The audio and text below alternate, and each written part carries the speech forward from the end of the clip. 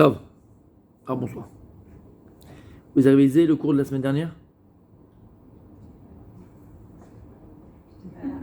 Bon, il y avait 3 absentes. Vous avez 4 absentes. Vous n'avez pas révisé le cours de la semaine dernière? Non, mais on va faire autre chose, inquiétez pas là. C'était un cours, bon, Hachem spécial. Alors là, aujourd'hui, on va essayer de parler d'une chose très, très, très importante. Bavodat Hachem. Je vous ai ramené le Ochot Sadikim. Le Ochot Sadikim, il parle de plusieurs midot. Et il va nous parler d'une mida qui est très, très, très important. Alors, c'est pas qu'une mida, c'est un état d'âme, c'est un état d'esprit. Mais qui est, comme je viens de dire, me'od chashuva be'avodat Hashem, si ce n'est le plus important de l'avodat Hashem. Vous direz quoi?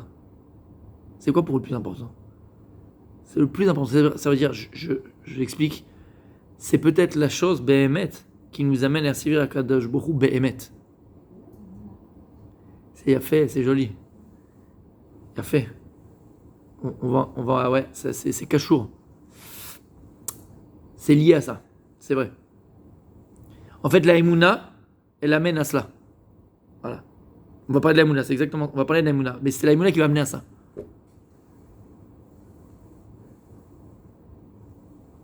Non. Faire tout le temps. C'est pas mal. Chesed. C'est important. C'est très important, mais... Non, oui, pas? Non. Il y a écrit dans les Klalot, Pachat Kitavo, c'est écrit dans Ekev aussi, les Klalot, mais bon. Il y a écrit là-bas, hein. Après, vous vous rappelez des Klalot, comment c'est écrit dans la Torah? C'est terrible. Comment? Très rasra, personne ne veut monter, on envoie le rabbin à l'abattoir, d'accord? En fait, ils n'ont pas compris que, vous savez qu'il dit le Baal Shem Tov, les gens ils pensent à l'envers. Nous on pense complètement à l'envers. Pourquoi on pense à l'envers? Dès qu'il y a quelque chose par exemple, de pas bien dans la Torah, pas bien. Par exemple, les klalotes, les malédictions, toutes ces choses-là, timchilinu, ouais, très grand, on a peur.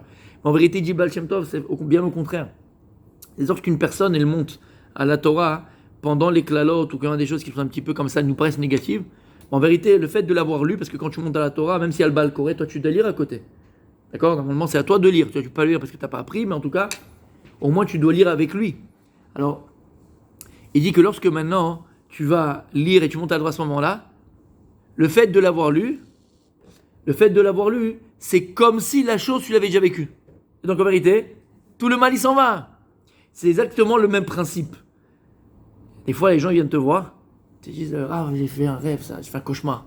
Je suis levé, j'étais en train de Bechabod. Les gens ils disent j'ai fait un cauchemar. C'est quoi t'es arrivé? J'ai rêvé d'un serpent qui m'entourait, qui m'étranglait, qui me faisait. Ou j'ai rêvé. D'accord, des cauchemars. Je vais parler de serpent, vous allez parler de serpent, faut pas. D'accord? Bref, les dents qui tombent, les machins, les biduchettes, bon bref. Déjà, au niveau des rêves, c'est pas le cours d'aujourd'hui, on en parlera une autre fois, on fera un cours peut-être que sur ça. Mais au niveau des rêves, il faut savoir que les rêves vont d'après leur interprétation. C'est tout. C'est tout. Même le rêve le plus dramatique, entre guillemets, le grastratique que tu as pu avoir, raconte-le à quelqu'un qui t'aime véritablement, il n'y en a pas beaucoup, mais vraiment la personne que tu sais qui t'aime vraiment, voilà, et il va te dire des bonnes choses, et c'est comme ça sera, n'aie pas peur. Mais plus que ça, il y a une Gemara dans ma Sechet Brachot qui parle des rêves. Elle parle de tous les rêves, elle dit si tu rêves de ça, voilà, si tu rêves de ça, voilà, ça. Et si je te dis maintenant que quelqu'un rêve d'un serpent qui l'a piqué, qu'est-ce que tu dis? Ah l'horreur, le serpent qui te pique à Shemishmor, c'est le truc, c'est le machin. Là, tu vas appeler tous les saints du monde. Tu vas chez Rabbi Meir le lendemain, tu vas faire Rabbi Shimon Bochai, Nachon ou pas? C'est juste ou c'est pas juste? La Gemara dit Zélo Nachon. Je vous souhaite de rêver qu'un serpent vous pique. Dit c'est la Parnassa. Parnassa Beshefa, c'est qu'il y a une grosse Parnassa qui va arriver, mes amis. Donc, bien sûr, je ne veux pas vous choquer, mais je vous choque quand même. La Gemara, elle dit dans ma Sechet, Brachot encore une fois. Si quelqu'un y rêve, prenez ça avec des pincettes, hein, d'accord, mais il rêve, alors, attention. On parle, bien sûr, que la personne n'a pas. Alors, si tu as été faire un safari et tu as vu des serpents, et après tu rêves des serpents, c'est normal parce que tu as vu des serpents la journée. Mais tu n'as pas vu, tu n'as même pas pensé à ça, et tu rêves de ça. Et la Gemara, elle dit si une personne, un homme en l'occurrence, il rêve, bon, oui, mais d'aller avec sa sœur.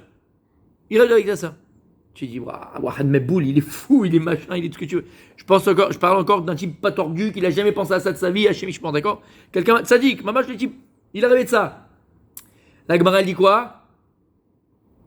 Vous avez parlé de quoi tout à l'heure? Chesed. Tetzapel et Chesed. C'est qu'il y a un Chesed Hachem avec toi. Parce que la Achot, au niveau kabbalistique, la sœur, c'est le Chesed. Bref, d'accord? Donc en vérité, quand tu penses à tout ça, faut pas croire que c'est des choses mauvaises d'Avka. Il y a plus que ça. La Gemara dit en vérité que tout ce que tu vas faire comme mauvais rêve, les cauchemars, tu sais, on t'a étranglé, tu t'es étouffé, brûlé. En vérité, Akadosh Borou, qu'est-ce qu'il a fait? Il te l'a fait rêver pour pas que tu le vis en vérité. Parce que quand tu le rêves, tu crois vraiment que ça, tu te lèves d'ailleurs, tu es en transpiration. Tu l'avais vraiment vécu. C'est une capara. C'est que le mal il est parti dans les rêves. C'est une capara pour toi. Donc, faites de beaux rêves. Pas maintenant parce qu'il y a le cours quand même, mais plus tard. Ok? Vous avez compris? Magnifique. Pourquoi on est rentré dans ça? Je ne sais plus. Comment? Oui, voilà, avec la calotte, il faut pas avoir peur, il faut y aller. Et bien au contraire, tout s'en va à ce moment-là. Ok. Et qu'est-ce qu'il y a écrit à la fin des clalotes? Chemiquement, les clalotes, c'est des choses qui sont. Quand est-ce que toutes les clalotes sont réalisées? Vous savez quand? Quand est-ce que toutes ces malédictions seront réalisées dans l'âme Israël, malheureusement? Bechorban Abayit. Lorsque Beth Amikdash a été détruit, on était hier à Jérusalem. Il y a écrit là-bas dans les clalotes que Chadesham, les femmes, il n'y aura pas à manger. Elles mangeront la chair de leur enfant. C'est arrivé pendant la destruction du temple. Chez l'Oneda, chez Mishmor. Et à la fin de ces horreurs-là, qu'est-ce qu'il y a écrit le Pasouk?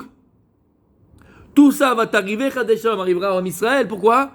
Asher lo abadeta et Hashem, besimcha ou betuv levav.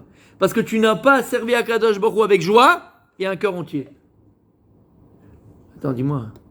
Pour moi, aujourd'hui, la joie, je pensais que c'était bon, c'était un plus. T'as le gâteau et t'as la cerise sur le gâteau. Ben, la cerise sur le gâteau de la Vodat Hashem, c'est la simcha. Alors, tant que je suis au Ved Hashem, je sers à Kadosh Baruch Hu, je vais à la synagogue, je fais mes prières, je fais ce qu'il faut faire, je fais ce qu'il faut faire, je mets le Shabbat comme il faut, je fais ce qu'il faut faire. Bon, Hashem, alors je vais faire en plus, qu'est-ce que je fais? Ben, simcha. Je vais rajouter cette cerise sur le gâteau. La Torah te dit attention. Tout ça, pas parce que tu vas pas faire la Vodat Hashem, tu vas aller à la synagogue. Et avec quelle tête tu vas y aller à la synagogue? Le gars il se lève tous les matins, il n'en peut plus. Et après tu te dis mais pourquoi mon fils ne veut pas venir à la synagogue? Pourquoi mes enfants ils ont envie de vomir la Torah? J'étais à la synagogue, je faisais machin, j'étais président, j'étais vice-président, j'étais rabbin, j'étais machin, j'étais tout ça. Mais pourquoi? Pourquoi il continue pas? Pourquoi il suit pas? Pourquoi celui dit hein, franchement? Et il t'a vu comment tu l'as fait. Il t'a vu comment tu as vécu. Il t'a vu te plaindre, il t'a entendu te plaindre. N'oubliez jamais cette Gemara dans ma Sechet Souka. C'est une Gemara qui est terrible, mais elle remet les pendules à l'heure. Elle remet les pendules à l'heure. La Gemara à la fin de la Masechet, elle raconte l'histoire d'une femme. Elle s'appelait Myriam, Bat Bilga. Et c'était une fille de Kohanim. Et quand les Romains ont conquis Eretz Israël, elle s'est amourachée pas d'un légionnaire, mais d'un centurion ou d'un deptulion, je ne sais pas comment il s'appelle là-bas. Et donc, elle l'a épousé, donc elle a renié sa foi. Et il est écrit comme ça, hein, que lorsque elle est rentrée avec lui dans le Bet Amikdash, dans le Bet Amikdash, d'accord, elle a pris sa chaussure, elle a enlevé sa chaussure, elle a tapé sur le misbéach, sur l'autel où on amenait les korbanot, les sacrifices. Elle a tapé dessus. Qu'est-ce qu'elle a dit? Renard, combien tu as volé mes pères? Quand les Chachamim ont entendu ce qu'elle a fait, qu'est-ce qu'ils ont fait les Chachamim? Vous savez que dans le Bet Amikdash, on était hier, c'est beau. Vous avez vu la photo du Bet Amikdash, comment il a montré? Vous vous rappelez un peu la photo? Ouais. Il y a le Echal, c'est le grand bâtiment. Et à l'extérieur, il y a l'autel. D'accord? Il y a un hôtel. Il y a un hôtel en or à l'intérieur, un hôtel en cuivre à l'extérieur. Et sur l'hôtel en cuivre, on a amené les korbanot, les sacrifices d'animaux. Et quand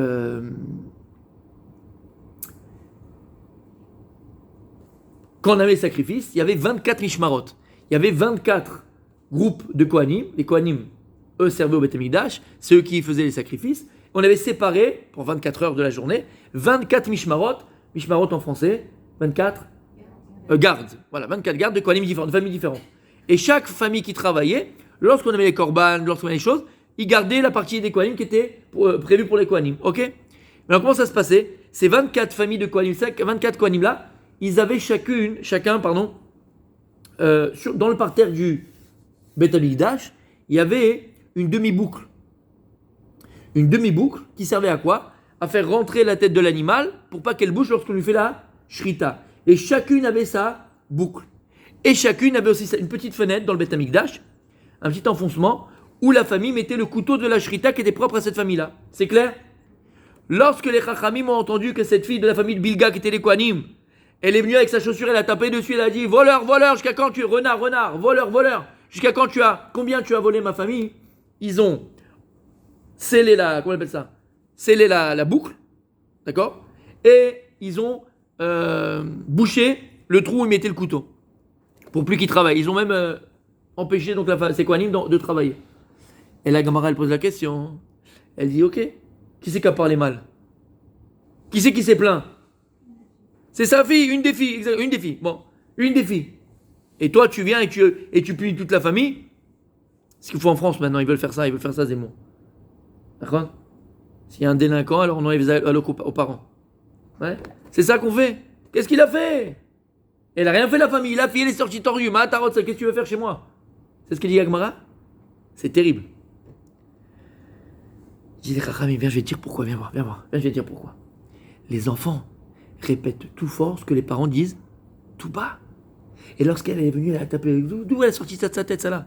Voleur, voleur, t'as volé ma famille. La Gemara dit, parce que lorsqu'ils rentraient de leur travail, là, cette famille de Kohanim, ou quand il fallait partir, comment ils allaient partir? Comment ils partaient travailler? Comment ils faisaient Vodat Hashem? En traînant la patte, en se plaignant, ouais, mais regarde ce qu'ils ont et nous on n'a rien du tout, et on gagne rien, on est comment on appelle ça, exploité. Et ben, elle a entendu que ça à la maison. À la fin, voilà ce qu'elle a pu sortir. Ça veut dire quoi? Ça veut dire qu'on ne parle pas des gens qui font pas Torah ou mitzvot. On ne parle pas que tu vas pas aller à la synagogue, on ne parle pas que tu vas pas faire les mitzvot, la Torah, le Shabbat et tout. Tu fais tout. Le plus grand exemple que je donne, et c'est partout pareil, je vous dis franchement, c'est partout pareil. N'ayez pas peur, on est tous dans le même bateau.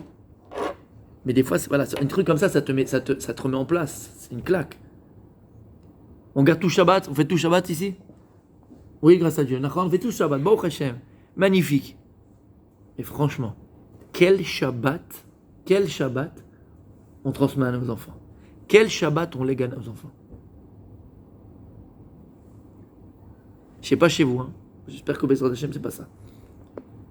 Et comme dirait l'autre, c'est quoi? C'est comme Stéphanie de Monaco, comme un ouragan. C'est comme un ouragan. Avant Shabbat, c'est les cris, le machin, le truc. T'as fait ta douche, tout est. C'est le truc, mais tous les Shabbats.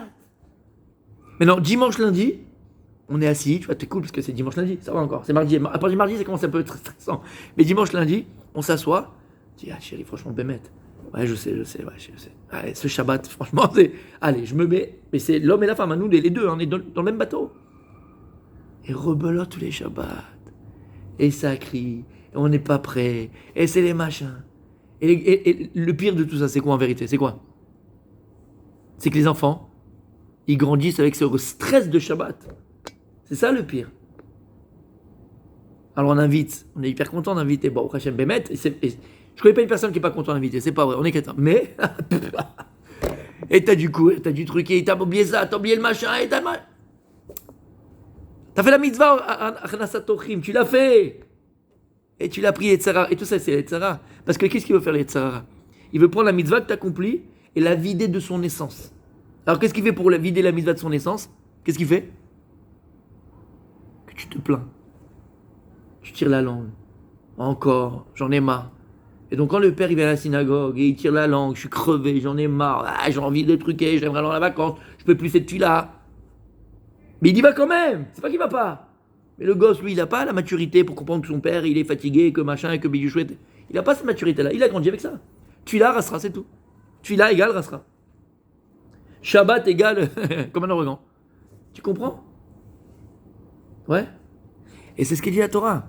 Te dit que toute la Avodat Hashem, on parle de gens qui font pas Avodat Hashem, on parle des gens qui sont complètement imprégnés de ça. Imagine à l'époque du Beth Amikdash. On parle à l'époque du Beth Amikdash. Tous les Talmidei Chachamim. Et Lama. Tout ça va arriver à Sherlo et Hashem Besimcha. Parce que vous n'avez pas servi à Kadosh Baruch Hu avec la joie. Par joie, avec joie. C'est-à-dire que la joie, c'est pas le petit cerise sur le gâteau, comme on a dit, mais c'est le Ikar de la Avoda. C'est le principal avodat Hashem, elle est là. C'est ça qu'Akadosh Baruch Hu nous demande. Mais en vérité, tu comprends pourquoi? Je t'en ai un exemple.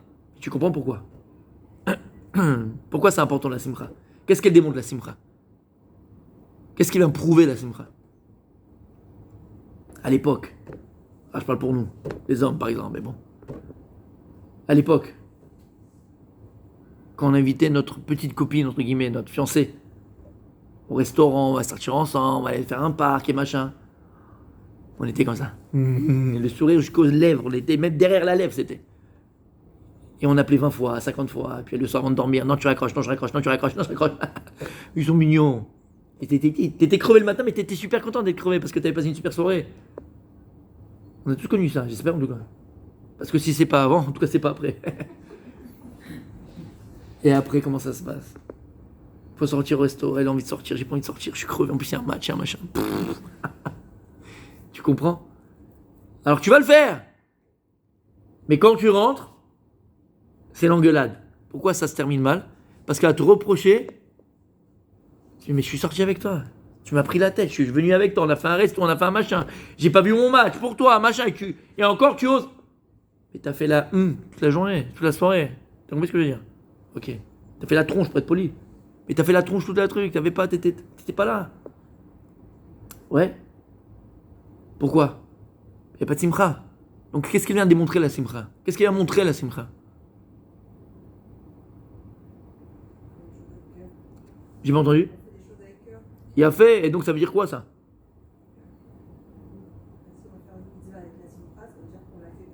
Il a fait, et donc ça fait quoi?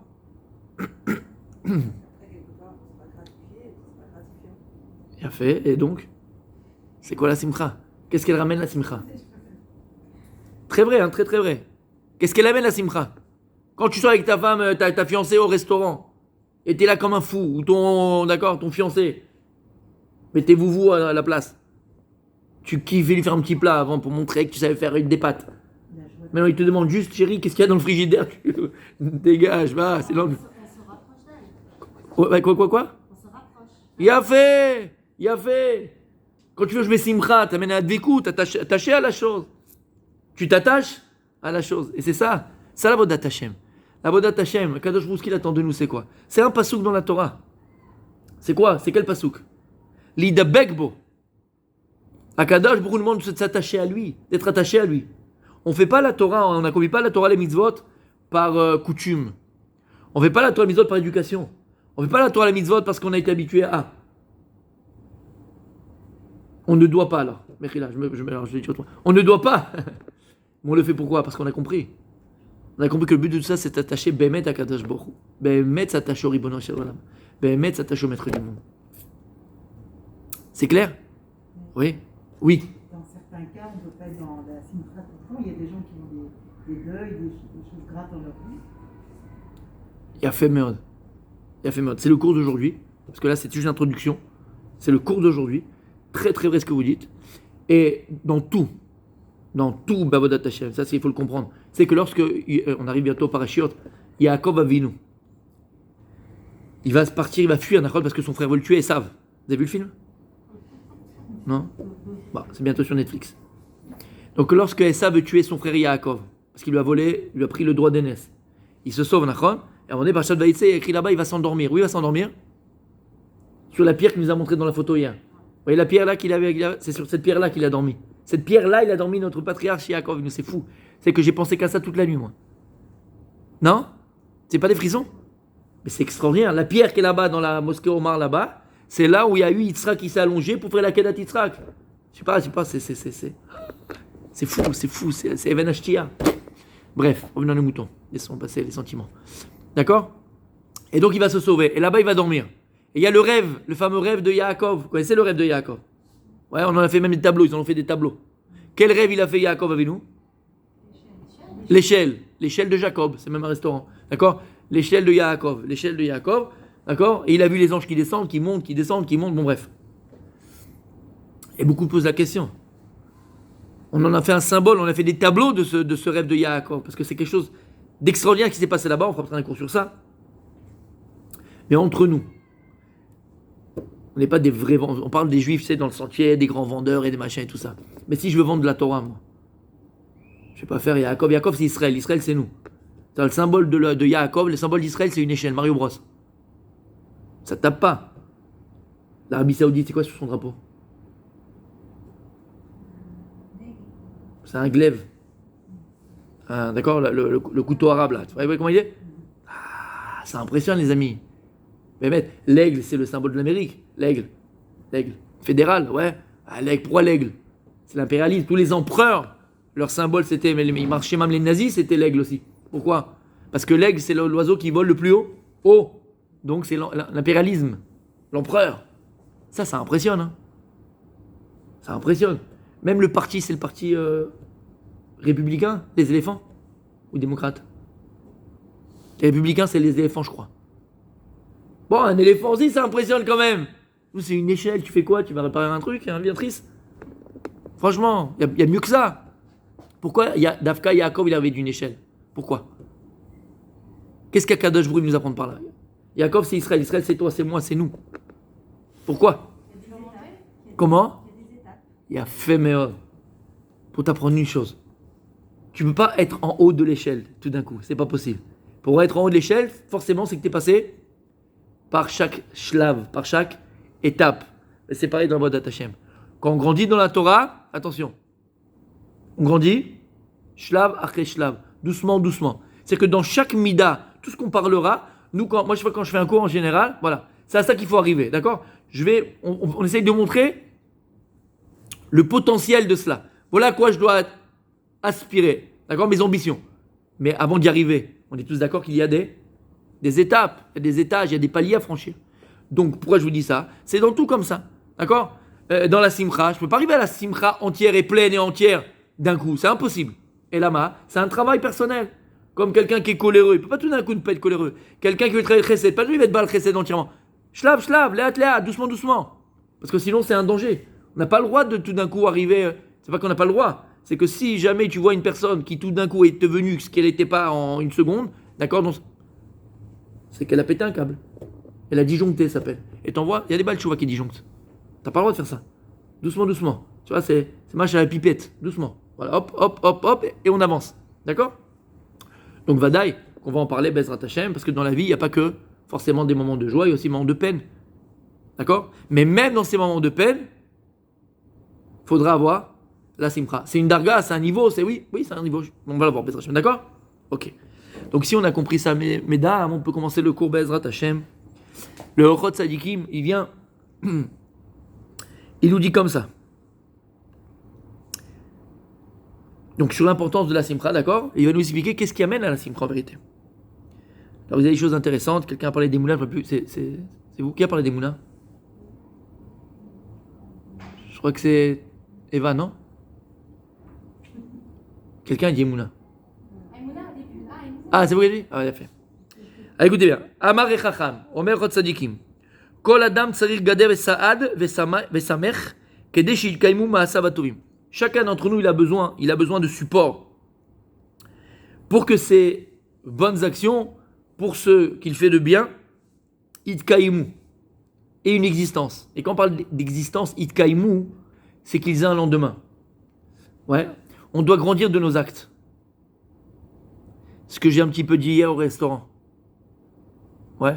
Ce que je veux dire, c'est que tout événement que tu vis, toute situation que tu vas vivre, ok, est-ce que là pour t'apprendre?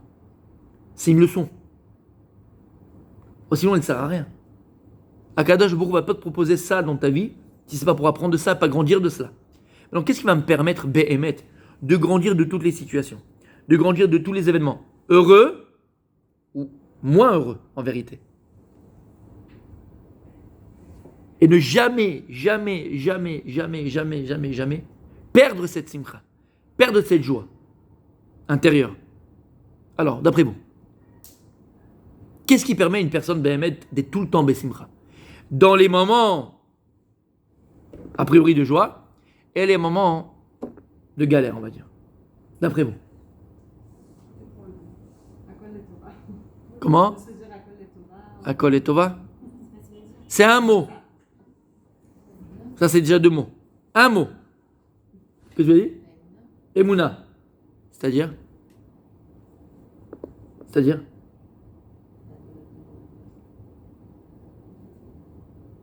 Enfin, de savoir que de toute façon, c'est pour eux. Donc, Akol et Torah, ce qu'elle a dit à peu près. Mais c'est Emouna. Ok, c'est ça? Écoutez ce que dit le Rav. Il dit Zewa bitachon. Sheboteach tamid be'Elohim itbarach. La personne, alors c'est quoi bitachon? Quelle différence entre bitachon et Emouna? Bitachon, Emouna. Emouna, bitachon, on entend tellement ça. Anachnu maminim, bemaminim. Ah, ça c'est Emouna. Israël, Israël, Betach Bachem. Ah, là c'est Betach. Okay, pourquoi? Qu'est-ce qu'on fait? Mouna, c'est Klali, Bitachon, c'est avoir la Hashgacha pratique, est-ce que c'est ce qui fait pour nous, c'est pour le bien. Ok, donc la lie est pratique, individuel, général, individuel. Il y a fait, ok, il y a fait. Il y a fait, très joli, très vrai, très vrai. Non? C'est pareil, Bitachon et Mouna? Comment on traduit Bitachon en français? Hein? Sécurité. C'est quoi un bitoire? Assurance. Voilà, c'est l'assurance. Être assuré d'eux. D'accord? Et c'est quoi la Emouna en français? Croire en Voyons. C'est quoi la Emouna en français? C'est la foi. La Emouna en français, c'est la foi. Alors, quelle différence entre assurance et foi? Bitachon et Emouna. Il explique le Chazonish quelque chose de magnifique. Il dit que Emouna, c'est théorique. Bitachon, c'est dans la pratique. La Emouna, c'est théorique. La Emouna, c'est quelque chose, voilà.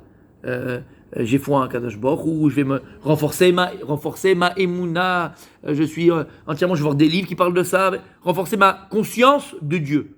D'accord? Mais ça c'est théorique. Bitachon, c'est lorsque tu vis en fonction de ta Emouna. Vous avez compris la différence? Donc le bitachon, c'est pratique, la Emouna, c'est théorique. Et lorsque je vis en fonction de ma foi, c'est l'assurance. Je suis assuré que. D'accord? Ok. Alors il dit comme ça. Alors qu'est-ce qui me permet d'arriver à cette simcha-là? Zewa bitachon. Sheboteach tamid be'Elohim itbarach. Cette personne, elle a toujours cette assurance. Elle est assurée de tout ce que Dieu lui fait, comme vous avez très bien dit, c'est pour le bien. Chez Boteach Tamid, à chaque instant, tout le temps. Il n'a pas un instant où il dit pourquoi, mais je comprends pas, mais j'ai pas. Chaque instant. Il reçoit 2000 shekels à payer de je sais pas quoi qu'il pensait pas. Bitachon Bachem. Il tremble pas. Cette personne, tout ce qui lui arrive dans la vie de tous les jours, on parle dans la pratique, pas dans la théorie. Ok, dans la pratique, tout ce qui peut lui arriver, Enozaz mimeno. Ça ne le fait pas bouger. Comme il y a écrit, Ashlech al Hashem ya'avcha, v'uichal kelecha. Il dit David Amelech, jette à Kadosh Baruch Hu tes problèmes, ton sac à dos là, ton sac à problèmes, v'uichal kelecha. Et c'est lui qui te nourrira. Dire Vetzraim, c'est ça l'image. Des fois, tu es dans la vie, tu as des problèmes, des fois, il y a des difficultés, des fois, il y a des choses à régler. Et des fois, tu n'arrives pas à les régler. Et tu essayes, tu fais à droite, à gauche, tu demandes conseil, tu vas, tu fais, tu n'arrives pas à les régler. À un moment donné, il y a un mot, magique avec lequel on a grandi avec nos grands-parents, ça s'appelle Klukt. Ça y est, stop, Adkan, il peut plus. Il te dit, David Ameler, Klukt, ça existe même dans la Torah. Tu ne peux plus. Il y a Kadosh Baruch Hu, prends ton fardeau là que tu as et jette-le à moi. Et moi, je m'en occuperai de toi. Ça, c'est Bitachon Bachem. Des fois, il faut savoir lâcher prise pour que la solution, elle arrive. Mais à Kadosh Baruch Hu, c'est comme un type qui est en train de se noyer. Et il est là en train d'attraper la planche. Il est sur une planche, il est en train d'attraper la planche comme ça avec ses mains. Ah, je vais mourir. Et le bateau, il arrive pour le sauver. Rescue, là. Il arrive pour le sauver. Et le type, il a envie de lui donner la main. Et l'autre, il donne pas la main. Pourquoi il est là à s'accrocher sur. Mais je peux pas lâcher la planche, je vais mourir. Des fois, il faut lâcher, fils, donne-moi la main. Voilà, je vais monter sur le bateau. Mais nous, on est là en train de s'accrocher. Non, on va trouver la solution. Je vais faire ça, je vais faire comme ça, je vais faire ceci, je vais faire cela. Et tu vois que ça empire la chose. Rescue, il est là. Kadosh Baruch Hu, il est là. Il te tend la main. Et toi, qu'est-ce que tu fais? Tu t'attrapes, tu t'accroches. Parfois, pour que la solution elle arrive, qu'est-ce qu'il faut être capable de faire? Lâcher prise. Ça s'appelle en français arrête de te prendre la tête. À un moment donné, arrête de te prendre la tête. Mais il y a des gens, non. Et ils remuent, tu sais, c'est la psé, là, comme ça. Et ils te remuent dedans. Aïe, ça fait mal. Aïe, ça fait mal. Arrête de tourner. Lâche, prise. Te prends pas la tête. T'as essayé, t'as vu, t'as regardé, t'es monté, t'es descendu, t'as parlé, t'as fait. À un moment donné, il dit à Kadosh Baruch Hu, Ashlech, al Hashem Yavra, envoie-moi ton fardeau. Je m'en occupe. Comment? Umaou Geder Abitachon. Regarde ce qu'il dit maintenant, et ça c'est magnifique. Il dit ok, mais c'est quoi la définition du bitachon? C'est quoi la définition du bitachon? Bitachon c'est quoi? C'est être assuré, c'est assurance. Je suis assuré de Dieu. J'ai une assurance vis-à-vis de Dieu. D'accord? Mais qu'est-ce qui amène au bitachon? On l'a dit. Tu l'as dit. C'est quoi? C'est la émouna. Ok. Umaou Geder Abitachon. Qu'est-ce qui va amener l'homme à avoir ce bitachon b'Hashem? זה האמונה. מתוך שמאמין בבורא, שכל הצלחתו בעולם הזה ובעולם הבא, הכל הוא ממנו יתברך, ואין אחר זולתו. נותן ליבו לאהוב אותו בכל לבבו. Et en réalité, qu'est-ce qui va t'amener au bitachon? Tu ne veux pas arriver à la pratique si tu n'as pas la théorie. Et c'est quoi la théorie? C'est la émouna. C'est la émouna. Et il dit, par le fait que la personne, elle va être ma'amin b'Hashem, par le fait que la personne va être ma'amin b'Akadosh Baruch Hu, que toutes tes réussites, tout ce que tu as dans la vie, ton mariage, tes enfants, ta parnassa, ta santé, tes deux pieds quand tu te lèves, ils sont l'un à côté de l'autre, tu n'as pas oublié un marché, tes deux yeux, ils sont encore là, tu peux voir, tu peux écouter, tu peux toucher, tu peux respirer, tu peux sentir, tu peux donner, tu peux partager, tu peux kiffer, tu peux rigoler. Tout ce que tu vis à chaque instant. Ata, ma'amin, be'emouna, shlema, que tout ça, ça vient d'Akadosh Baruch Hu. Et que tout... Regardez ce qu'il dit. Ba'olam hazeh ou ba'olam haba. Que tout tes hatzlachot, tout ce que tu réussis, que ce soit dans le monde matériel ou dans le monde spirituel. Tu comprends ce que ça veut dire? Quelqu'un qui étudie la Torah, c'est pareil. Comprends que tout ce que tu dis, tout ce que tu comprends, tout ce que tu arrives mettre à faire pénétrer en toi, toute cette intelligence de Torah que tu vas avoir, tout ça, c'est un cadeau d'Hachem. Tout ça, c'est un cadeau d'Hachem. Ne pense pas une seconde que si tu as quelque chose dans ce monde-là, c'est le fruit de ton travail. Et c'est toute la difficulté, mes amis. Toute la difficulté de la Emouna. Il y a un livre extraordinaire qui s'appelle le Chovot Halvavot. On peut faire un cours que sur ça pendant 3-4 ans. On l'aura pas fini peut-être. Tous les lundis que sur le Chovot Halvavot. Ça change une vie. Ça change une vie. Et là-bas, il y a un char bitachon. Il parle de, bitachon b'Hashem. Et il dit là-bas quelque chose de magnifique. Il donne un machal, un exemple. Il dit le fait d'avoir bitachon b'Hashem, le fait d'avoir l'assurance en Kadosh Baruch Hu, la émouna b'Hashem, ça enlève en rien le fait que l'homme, avec un grand H, se doit d'aller travailler, de se réveiller. L'Ishtadel, ça s'appelle l'Ishtadlout. Ça enlève en rien l'Ishtadlout. Et ne te détrompe pas. Ça enlève rien l'Ishtadlout.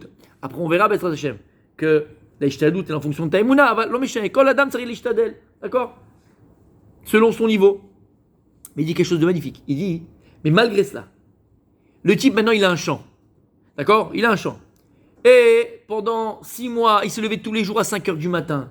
Et il est parti planter, il a enlevé les mauvaises herbes, il a mis les bonnes herbes, il a truqué, il a arrosé, et il a labouré, et il s'est fatigué, et il a... Après 6 mois, 1 an, sa terre lui donne des fruits. Il dit, cette personne-là, elle doit se dire comme ça. Maintenant qu'il voit ses fruits qui poussent et qu'il peut maintenant récolter son terrain, il doit savoir que même si c'était pas réveillé, même si c'était pas levé, même s'il n'avait pas travaillé, même s'il n'était pas, Akadosh Baruch Hu lui redonner sa parnassa. Il dit ça, c'est le plus grand darga, c'est le plus grand niveau de Emunat Bitachon. C'est-à-dire que malgré le fait que toi maintenant tu viens et tu as travaillé, tu as cravaché, tu as pensé, tu as réfléchi, tu as fait des comptes, tu as fait des machins, tu as présenté un projet. J'ai travaillé sur ce projet, mon coco. J'ai travaillé sur ce projet, ma cocotte. Tu crois quoi? Ça se fait tout seul? Malgré tout ça, il faut savoir que même ça, la finalité de ce que tu as, c'est quoi? C'est Akadosh Baruch Hu. C'est pour ça qu'il ramène le Rav Dessler, un midrash. Les midrash, il y avait 4 rois d'Israël. 4 rois d'Israël. Alors, je ne me rappelle plus je ne l'ai pas ici, le Rav Dessler, mais comme ça, de tête, il y avait le roi Asaph, Yehoshaphat, je crois que c'est Cheskel Amelech et David Amelech. Et là-bas, le midrash nous donne, en ordre, d'accord, le roi le plus Alors je vous dis pas parce que si vous dites ça, je vais vous dire la réponse. Non, non, non. Et là-bas, le Midrash il dit comme ça. Avant de. Non, non. Le Midrash il dit comme ça. Le premier roi, lui, c'était Tzadikim, tous les 4 Tzadikim. Le premier, qu'est-ce qu'il faisait? Lorsqu'il y avait la guerre contre Israël, qu'est-ce qu'il faisait lui? C'est ce qu'il faisait? Non? Il disait, regarde, Kakadosh Borou, je vais dormir. Moi, je vais dormir parce que tu t'occupes. Je fais pas la guerre. Il allait dormir et Akadosh Borou faisait la guerre pour Israël. C'est pas mal? C'est un niveau? On est d'accord que c'est un niveau? Ok. Le deuxième, lui, qu'est-ce qu'il faisait? Il disait à tout le monde, il prenait ses vers Teilim, prenait toi, et il faisait Teilim Hachem. Il faisait Teilim. Et Hachem, tu fais la guerre pour moi, moi je peux pas faire. C'est pas mal? C'est pas mal. Le troisième, alors il y avait mis une épée, comme ça sur le parterre, il dit que tout celui qui passe cette épée-là, il mourra. Tout le monde va étudier la Torah. Tout le monde va il y a la guerre, on va tous étudier, Hachem il fait la guerre pour nous. C'est beau, c'est pas beau, honnêtement. C'est un niveau, non? C'est un niveau. Et le quatrième, c'était qui? David Amelech. Et qu'est-ce qu'il faisait David Amelech? Non. Qu'est-ce qu'il faisait David Amelech? Bon, il y en a qui priaient sûrement, mais qu'est-ce qu'il faisait David Amelech? Il sortait à la guerre. Il allait à la guerre, il faisait la guerre. Et en vérité, le Midrash nous dit que les rois qui sont mentionnés, ça va du moins Mahamin au plus Mahamin. C'est-à-dire que le premier qui allait dormir, il dit à Kadosh, moi je vais dormir, tu fais la guerre. C'est lui qui était le moins d'Emouna Bachem, moins foi en Kadosh Baruch Hu. Qu'est-ce que tu dis? Ils sont trompés. Ben non. Ben non. Celui qui va dormir, qui dit à Kadosh Baruch Hu va faire la guerre, lui c'est une Emouna, mais c'est un tueur, c'est un monstre le gars. Faut vraiment l'avoir, là, cette Emouna, mais c'est unique. Et le dernier c'est qui après toi? Ah, David Amelech, il avait fait la guerre, bon, il a besoin d'aller faire la guerre lui, hein? Non? Explique le Rav Dessler quelque chose d'extraordinaire. Il dit pourquoi David Amelech c'était le plus grand? C'est pourquoi c'est le plus grand? Parce que en vérité, on va t'apprendre quoi? Pourquoi chacun il avait une anaga différente? Pourquoi chacun il avait une conduite différente au moment qu'il y avait la guerre? Un il allait dormir, l'autre il faisait Télim, l'autre il faisait les Bimoud, et David Amelech il partait à la guerre. C'est pourquoi? Parce qu'ils n'étaient pas capables. Le premier il disait moi je vais dormir Hachem. C'est pourquoi? Parce que si jamais je sors à la guerre, comment? Non! Non! Non, non, non! Si jamais je vais à la guerre, non? Non? Je vais gagner. Ouais? Et alors? Je vais croire que c'est un peu moi, quoi. Bon, je sais que tu m'as aidé, mais je vais croire que c'est un peu moi. Alors, tu sais quoi, je vais pas rentrer dans ça. Je vais vraiment montrer que c'est que toi. Parce que si je vais à la guerre, moi, je vais m'ishtadel et je vais commencer. À la fin, ouais, je vais parader dans les rues de Jérusalem. Même, machin, un truc. C'est normal. Donc, moi, je vais dormir, Hachem, parce que j'ai trop peur. Je vais abîmer ma Emouna. Le deuxième, il pouvait au moins prier. Le fait de prier, voilà. Mais si je fais plus que ça, je vais dire que c'est Bibi. Le troisième, il faisait pareil. Le seul qui était capable, écoutez bien, le seul qui était capable d'aller à la guerre, c'est-à-dire d'aller à la guerre, faire la guerre, et plaque, et paf, et bim, et boum, et massacrer tout le monde, et de revenir. Et on lui disait, ouais, magnifique, champion du monde. Le seul qui était capable, il se retourne et il dit, à qui tu parles? C'est qui? David Amelech. Il était capable d'aller à la guerre et de revenir et de savoir que j'ai fait la guerre, j'ai tué, j'ai machin, j'ai machiné, j'ai gagné. Mais en vérité, moi je suis quoi? Clown dans cette histoire-là. C'est toi, Kadosh Baruch Hu, qui a fait la guerre pour moi. Et ça n'abîmait en rien sa Emouna, bien au contraire. Il sortait renforcé de sa Emouna. Mais qui est capable d'avoir un niveau pareil? Vous comprenez ce que je suis en train de dire là? Qui est capable de dire je vais aller, je vais faire, je vais truquer, je vais présenter ça à IBM et machin, et à la fin, tu dis bon, c'est pas moi. Mais le premier, t'as envie de dire, bien sûr, champion du monde. Lui, il était capable d'aller, c'est pas moi. Comprenez? Il a fait. Et il dit c'est ça. Kol hatzlachato shel Adam. Si tu arrives à avoir conscience que toutes tes réussites, spirituelles, matérielles, viennent d'Akadosh Baruch Hu. Cette émouna là, c'est elle qui t'amène à ton bitachon. Et regardez ce qu'il dit maintenant. Et je vous pose la question en vérité. Ok, si on a compris en vérité que la émouna, c'est elle qui amène le bitachon, donc sur quoi il faut travailler en premier, mesdames? Mais sur la émouna. Sinon, la émouna, il n'y a pas de bitachon. Bitachon, c'est la pratique. La émouna, c'est la théorique, mais il faut travailler la théorique. Ok. Alors, c'est quoi pour vous? Qu'est-ce qui va définir ma émouna? Comment elle se définit la émouna? C'est quoi la émouna? Qui m'amènera, bien sûr, à ce bitachon. Ok? La Emouna, c'est. Alors, il y a dans l'éducation, Moi, on ne croit pas. En fait. il y a des gens qui ne croyaient pas et qui croient maintenant. Il y a des gens qui croyaient et qui ne croient plus. Donc, c'est pas inné. Ça se travaille, la Emouna. Après, il y a l'éducation. Emet. Mais laissons de côté l'éducation, d'accord, pour l'instant. Maintenant, Mageder chez la Emouna.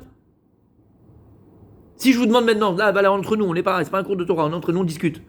D'accord, je te demande, comment tu travailles ta Emouna? D'après toi, comment tu vas travailler ta Emouna? Tachles. C'est ça le but. C'est que tous les jours, je dois travailler ma Emouna.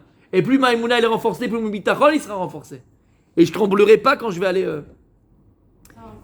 à l'Arnona demander une réduction. Je vais pas trembler, Kadosh Baruch Hu, il est là. Je prie. Comment? Avec Hachem. Tu pries? On parle avec lui. On parle avec Hachem? Donc quoi? Alors vous voulez dire Tfila. On va dire Tfila. Non, pas Tfila? Écoutez, je parle. Ah, ouais, Tfila, moi dans le sens, d'accord. Moi, quand je parle de Tfila, je parle de Tfila en général. Tfila, pour moi, c'est pareil. Ok, beau des doutes, ok, il y a fait meurtre. Ça, c'est très vrai. Ok. Comment? Enlever ses peurs. Mais comment je vais enlever mes peurs? Alors, l'étude de la Ben Emouna. Emet. Bah oui. Pourquoi tu as confiance en tes parents, ton père? Pourquoi tu as confiance en ton père et ta mère? Tu sais que? Et alors? Moi, je connais des gens, ils t'ont abandonné à la DAS. Pourquoi tu as confiance en tes parents? Pourquoi tu as foi en tes parents? C'est un amour inconditionnel. Pshhh. Emet. Et il dit le Rav Dessler, hein, par rapport à ça, on avait fait Hanouka, je peux te rappeler, il dit Rav Dessler que c'est cet amour-là qu'Akadosh Baruch Hu attend de nous. Cet amour inconditionnel. Ok. Mais pourquoi tu as confiance en tes parents? Pourquoi tu as foi en tes parents? Pourquoi tu leur fais confiance? On sait que eux nous aiment, on est leur chair, donc on sait que eux nous aiment quoi qu'il se passe. Donc si on prend faute par rapport à Hachem, c'est pareil. Ah, ça fait du bien de sortir en tioul, là. Même si vous n'êtes pas venu, l'esprit est avec nous. Je sais, mais vous vouliez, donc c'était presque pareil. Il a fait, mais ouais. Vous pouvez répéter ce que vous avez dit, c'est tellement beau, j'ai des frissons. Allez-y. Non, allez-y, c'est magnifique. Non, vous rappelez? Vous rappelez ce qu'elle a dit? C'est pareil, c'est un amour inconditionnel. C'est la même chose. De qui? Des parents. Les enfants, ils sentent que les parents, ils les aiment de façon. Ah, vous parlez de l'amour des parents, toi? Ah, mais là, je connais des enfants. Non. J'avais pas compris. Ah, c'est pour ça, inconditionnel. Mais là, je connais les enfants par rapport aux parents. Ok, d'accord. Il a fait amour inconditionnel. Ouais, a fait. Mais là, j'ai pas compris le. Vous avez les sidourim? On fait un peu de fila aussi quand même, non? Parce que le but de la simcha, tout ça, c'est pendant le fila. Vous avez les sidourim? Regardez.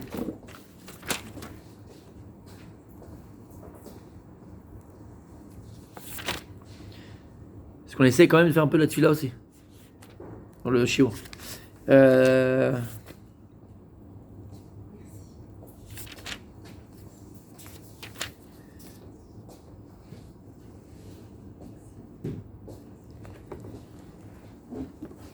Si vous pouvez prendre la page 93.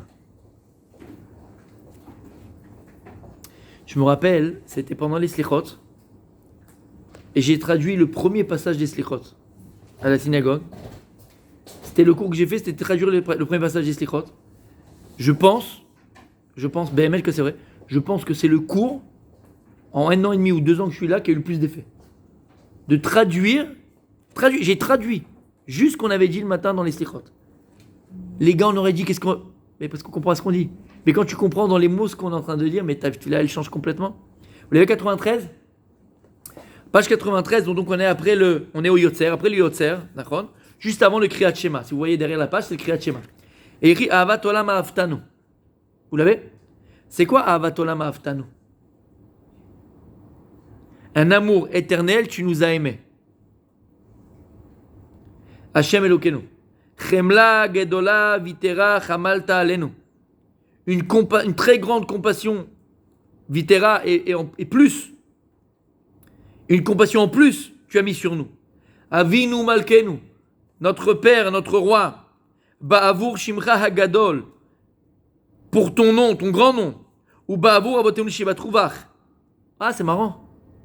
Ou Ba'avur Avotenu, et pour nos patriarches, nos pères, Shivatrubach, qui ont eu confiance en toi. Vatelademo Chukechaim, vous l'avez? 93. La sorte Shalem.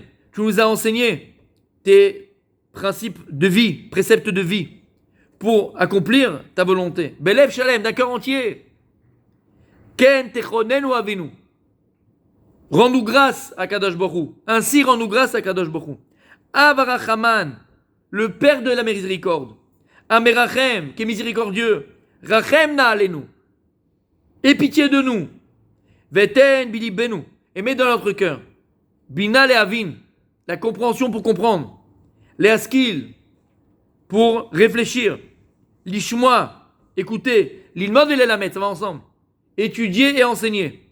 Lishmor velaasot. Pour garder et accomplir. Ulkayem. D'accord? Accomplir. Et kol divrei Talmud Toratecha be'ahava. Tous tes préceptes, toutes tes paroles de Torah avec amour. Et on demande à Hachem, Va'erenenu betoratecha, on le chante, d'accord? Va'erenenu, ouais. Éclaire nos yeux de ta Torah. Vedabek libenu bemitzvotecha. Et attache notre cœur à tes mitzvot. Ve'yachel levavenu le'avol irat shemecha. Et unis nos cœurs. Pourquoi écrire Ve'yachel levavenu? On devrait dire écrire Ve'yachel libenu, notre cœur. Levavenu, c'est du pluriel. Unis nos cœurs. Moi, j'en ai qu'un cœur. T'en as deux? Alors pourquoi on dit deux? Levavenu, c'est du pluriel. D'accord? Levavenu. C'est quoi? Pourquoi c'est du pluriel? Omer. Oui? Vous allez dire? C'est dans nos cœurs à tous. Non. Levavenu à nous. À moi. À toi. À nous. On a tous deux cœurs. Si maintenant c'était nos cœurs, simple, nos cœurs, c'est-à-dire nos cœurs particuliers, Veyachet libenu. Pas levavenu. Pourquoi? Il dit le Balatania que le Yetzeratov et le Yetzerara, ils sont à Shteptachim chez Libo chez l'Adam. Ils sont aux deux portes, deux portes du cœur de l'homme. Le cœur, il a deux portes. Mitzad Yamin, Mitzad Smol. Le Yetzeratov, il est Mitzad Yamin. Et le Yetzerara, Mitzad Smol, du côté gauche. Donc en vérité, c'est quoi ici la notion? D'accord? C'est qu'on a en nous, dans notre cœur, deux Retzonot. On a un Retzon Tov, un Retzon Lotov. On a une bonne volonté, une mauvaise volonté. La bonne volonté, c'est Yetzeratov, la mauvaise volonté, c'est Yetzerara. Et le but, c'est quoi? C'est d'unir mon Yetzeratov et mon Yetzerara pour te servir. C'est pas d'aliéner ou faire taire mon Yetzerara. C'est l'onachon. La Vodat Hashem, c'est de servir à Kadosh Baruch avec son Yetzeratov et son Yetzerara. Qui arrive à faire ça? Omer Arav Dessler, Avraham Avinu. Avraham Avinu a transformé son Yetzerara, entre guillemets, dans le Tov. C'est que même le Yetzerara, il l'aidait dans sa Vodat Hashem. T'entends ce que ça veut dire? Et ça qu'on dit. On demande à Kadosh Baruch de pas simplement être des anges, parce que t'es pas un malach. Mais non, de te servir avec le Yetzeratov et avec le Yetzerara. En deux mots, être, avec un grand H, un homme. C'est quoi Adam? Aleph, Dam. C'est quoi Aleph? Aloufo shel olam, Chelek Elokim imal. C'est la parcelle divine qui est en moi, c'est la Neshama. C'est quoi le Dam? C'est le corps, qui a Adam ou un Nefesh. C'est le corps. On demande à Kadosh Baruch d'être un homme, avec un grand H. Le servir avec notre âme, avec notre corps. Yachel levavenu. Le'ava ou l'irat shemecha. D'aimer et de craindre ton nom. Lo nevosh, velo nikalem, velo ikashel olam va'ed. Qu'on n'ait pas honte. Qu'on soit pas anéanti, qu'on ne trébuche pas. Jamais. Ki veshem kodshecha gadol agibor vanam batachanu. Encore une fois. Parce que ton grand nom à Kadosh Baruch Hu est saint. On a confiance. Nagila venismecha bishuatecha. Quelle différence de Nagila et venismecha? Ce sont deux synonymes de joie. D'accord? On se réjouit bishuatecha de ta délivrance. Verachamecha Hashem lekenu v'chazdecha rabim al yazun sanavaed. Ta miséricorde, Kadosh Baruch Hu, et ta bonté, tes nombreuses bontés ne nous abandonneront jamais. Maher, et là on demande la Géoula Hashem, on demande la Géoula. Maher, vite.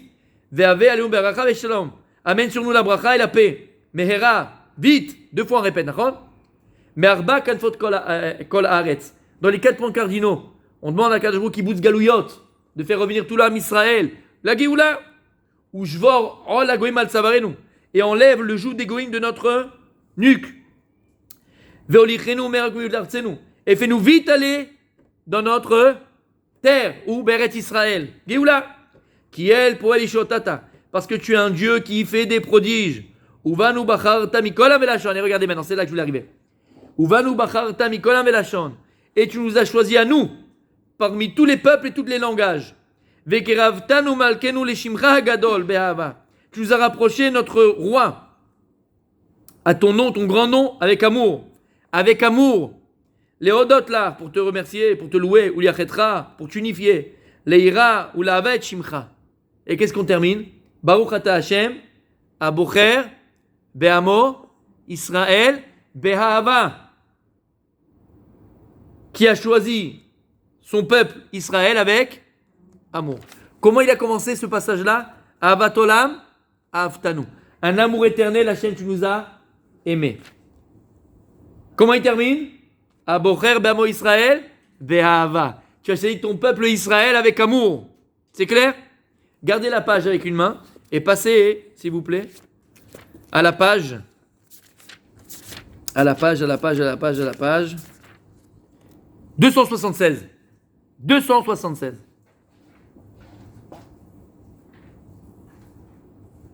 Et tout ça, c'est grâce, voilà, ce que t'as dit, vous avez dit, t'as dit Eva et la rabbinite Madame Prisva. Écoutez bien. Vous l'avez? 276, vous l'avez? Deuxième paragraphe, ça c'est Arvit, d'accord? C'est la prière de Arvit. Deuxième paragraphe. Ahavat olam bet Israël amecha. Ah putain. Kif bourriquette. Qu'est-ce qu'on dit ici? Ahavat olam bet Israël amecha avta. Un amour éternel, la maison d'Israël, tu as aimé. Alors, Torah mitzvot, mishpatit, la Torah, les mitzvot. Tu nous as appris, au Tanuma d'État, tu nous as appris. Alken Hashem lekenu. C'est pour ça Hashem. Beshorvenu kumenu, lorsqu'on dort, quand on se lève, quand on dort. Nasiar bechukecha. On va parler de tes lois. Venismach, venaalos b'jvetem Toratecha. On va se réjouir de tes paroles de Torah. Ça ressemble à quoi? Ça ressemble à quoi? À rien? Non? Ou mitzvotecha b'redam ba'ed. Qui aime chayenu ve'orech yaminu, parce que c'est notre vie et l'allongement de nos vies. Ou ba'em legiyom ha'layla, le jour et nuit on va les étudier. Ve'avatecha lo tasur mimenu le'olamim. Et ton amour envers nous, Akadosh Baruch Hu, ne partira jamais de nous. Jamais tu retireras ton amour que tu as envers nous. Jamais. Baruch ata Hashem, Ohev et amo Israël. Comment il commence le paragraphe? Ahavat olam et Israël, d'accord? Un amour éternel, tu vas aimer tes enfants. Comment il termine? Ohev et amo Israël, qui aime Akadosh Baruch Hu, qui aime ses enfants d'Israël. Le matin, Ahavat olam ahavtanu. On termine à Bocher b'amo Israël be'ahava. À Arvit, on dit à Kadosh Baruch Hu Ahavat olam ahavtanu. Il termine, Ohev et amo Israël. Et dans les deux cas, le matin et le soir, quand on termine la bracha, qu'est-ce qu'on commence?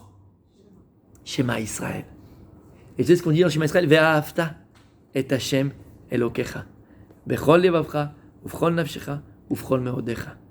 Tu aimeras Kadosh Baruch Hu ton Dieu de tout ton cœur, de toute ton âme, de tout ton argent. Shamatem. Pourquoi juste avant le Kriyat Shema, que ce soit le matin et le soir? Akadosh Baruch Hu, Ahavat olam ahavtanu. C'est une déclaration d'amour d'Akadosh Baruch Hu. Mes enfants, je vous aime. Ahavat olam ahavtanu. Le matin, Akadosh Baruch Hu, il te dit, ma fille, je t'aime. T'es la chose la plus chère que j'ai créée dans ce monde-là. Abocher b'amo Israël be'ahava. Avant d'aller se coucher le soir, tu vas vite. Akadosh Baruch Hu te répète, je t'aime. Qu'est-ce qu'ils faisaient tes parents le matin avant de partir à l'école? Qu'est-ce qu'ils disaient le matin les parents avant de partir à l'école? Ils t'embrassent le front, ils t'embrassent la joue, ils t'embrassent machin. Tu es la prunelle de mes yeux, je t'aime, bonne journée ma fille, bonne journée mon fils, t'es ma vie, t'es mon truc, t'es mon... Hein? Et avant de dormir, quand t'es au lit, il vient te border, il te met la couverture, qu'est-ce qu'il te dit ton père, qu'est-ce qu'il dit ta mère? Hein? Je t'aime. Combien il nous repérait je t'aime? Combien? D'accord? Tu le comprends avec tes parents. Et cet amour des parents, il est inconditionnel. Cet amour des parents, tu l'as bien dit, il est inconditionnel. Que tu fasses ceci, que tu fasses cela, que les parents, c'est pour la vie. Pour la vie. Ils ont un habit sur le corps. Il fait moins de 15 degrés, moins de 50 degrés dehors. À qui il le donne? À son enfant. Les amis, si on a conscience, et c'est vous parlais tout à l'heure, voilà, c'est un shlav, mais la conscience qu'on doit avoir d'Akadosh Baruch Hu, la conscience, quelle conscience? De l'amour qu'Akadosh Baruch Hu il a pour nous. Si simplement on prenait juste, mettre conscience, une seconde, de l'amour inconditionnel, éternel et infini, là je rajoute maintenant, inconditionnel, éternel et infini de Dieu pour nous, mais mes amis, vous vous rappelez la pub en France, Mérinos? Tu te rappelles Mérinos? Mérinos. Ouais? C'était pour le matelas. Nous, c'est pas pour le matelas, les Avdil, c'est pour le Ribono Shel Olam. Tous les matins, tu fais Mérinos, mon fils. Ma fille, en l'occurrence. Tous les matins, c'est mérinos. Tous les soirs, avant de dormir, ah, tu sais, quand t'étais petit, ta mère elle vient de border, ton père vient de border, mais tu dors bien. Comment tu veux dormir différemment? Alors tu te dis, mais en vérité, comment c'est possible que à chaque fois que je vais au lit, moi j'ai le ventre comme ça, j'ai déjà peur du lendemain, qu'est-ce qui peut m'arriver? Avec le machin, avec le truc, avec les appels, je sais pas comment on appelle ça, les trucs, les fils. Pourquoi on n'est pas tranquille quand on va dormir? Pourquoi la tête elle est en train de marcher? Pourquoi la tête elle est en train de faire? Et la petite, il y a une truc, prise de sang que je dois faire, ceci, cela. Pourquoi on n'est pas bien? Manque de conscience. Et lorsqu'Akadosh Borou vient nous déclarer sa flamme, parce qu'il nous déclare sa flamme, t'es ce pourquoi j'ai créé le monde. Ahavat Olam, et encore une fois, c'est plus un amour des parents, qui est encore humain, c'est un amour du maître du monde, du Ribono Shel Olam, qui est inconditionnel, infini, éternel. Tout de suite, qu'est-ce qu'on lui dit après? Ve'ahavta et Hashem Elokecha. Cet amour-là, il appelle l'amour. En général, quand tu te sens aimé par quelqu'un, tu te sens vraiment aimé, vraiment, vraiment aimé. On le voit avec les parents, d'accord? En malasot. L'amour, en retour, il appelle l'amour. Vous savez que c'est pour ça que la Torah, elle te dit que si maintenant tu vois l'âne de ton ennemi, tomber, la charge qui est sur ton ennemi tomber, et la charge de ton ami tomber, qui tu vas aider en premier? Qui? La Torah, elle dit tu vas d'abord aider ton ennemi. C'est mon copain, c'est mon cousin, c'est mon truc, je comprends pas, c'est mon ami. Et lui, il me fait que des coups de crasse, c'est pas... Parce que le fait, tu vas aller l'aider, c'est une marque aussi, d'amour. Quand tu vas aider quelqu'un, c'est une marque d'amour. À un certain niveau, c'est une marque d'amour. Le type, il va ressentir cet amour-là. Il va dire, attends, je fais machin, je fais comme ça, machin. Il vient m'aider à moi, alors qu'il a vu qu'il y a l'autre qui avait besoin. Il vient tuer l'aider à moi. L'amour, il appelle l'amour.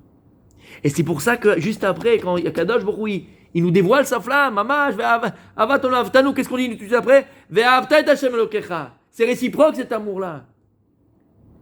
Donc qu'est-ce qui va renforcer notre amour de Dieu? La conscience qu'on a de l'amour de Dieu envers nous. Plus ta conscience qu'Akadosh Baruch Hu, tu es tout pour lui. Et tu es unique. On a tous vécu ça au niveau humain, d'accord? Avec les grands-parents, par exemple. Moi, je trouve que c'est beaucoup plus avec les grands-parents. Plus bolette. Tu prends tous les petits-enfants, et chacun, il va penser qu'il était le préféré des petits-enfants. C'est vrai ou c'est pas vrai? Et vous savez pourquoi? Parce que les grands-parents, ils ont cette force-là d'aimer chacun de leurs petits-enfants de manière différente. Et ils vont faire ressentir à l'enfant, au petit-fils, la petite-fille, qu'il est unique. On a une relation, toi et moi, c'est spécial. Mais chacun, il va dire, mais moi, avec mamie, j'ai fait ça, moi, avec papy, j'ai fait ça, moi, il me fait ça. En vérité, il aimait tout le monde. Mais simplement, l'amour, il était différent. Comprends exactement pareil. L'amour qu'Akadosh Baruch Hu a pour toi, attention, bien sûr, c'est un amour collectif de tout Israël, mais c'est un amour individuel. Il t'aime pour ce que tu es, et il t'a créé. Il sait qui tu es. C'est clair? On va arrêter là pour aujourd'hui. D'accord? Mais déjà comprendre ça, et on continue la semaine prochaine, Bezrat Hashem.